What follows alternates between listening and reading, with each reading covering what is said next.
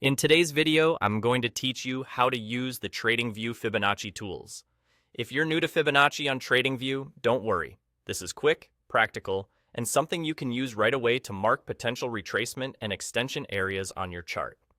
To access the Fibonacci tools, move your cursor to the vertical toolbar on the left side of your chart. Find the third icon from the top, then click the small caret or arrow on that icon. That caret reveals a grouped menu, and this is where TradingView keeps all the Fibonacci-related tools. Here you'll see a list of Fibonacci tools. Common options include Fibonacci retracement, Fibonacci extension, Fibonacci fan, Fibonacci time zones, and more. Each one measures price or time in slightly different ways, but the idea is the same. They project key ratios, like 0.382, 0.5, and 0.618. That traders often watch for potential reactions.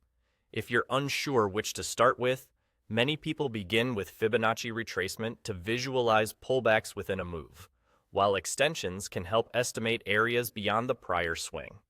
Now select one from the list. Using your mouse, click on the points you want to apply your selected tool on the chart, and it will appear immediately. Some tools ask for 2 anchor points, while others may require a third. TradingView will show subtle on-screen guides as you move your mouse, so follow those cues.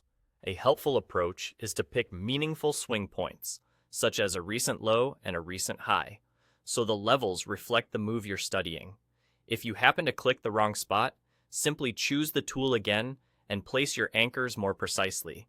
As soon as you click, the Fibonacci levels draw onto your chart. You'll see lines, zones, or rays labeled with ratios and prices. This instant feedback is useful because you can immediately gauge how price has interacted with these levels in the past and how it might behave if it returns to them. Remember, Fibonacci is a guide, not a guarantee. It's most effective when combined with your broader analysis, such as trend direction, structure, and volume, and when you pick anchors that represent clear swings rather than random points. And there you go. You've accessed the Fibonacci tools, viewed the list, selected the one you want, and placed it on your chart with a couple of clicks. That's all. With a little practice, you'll be able to apply these tools quickly and confidently whenever you need them.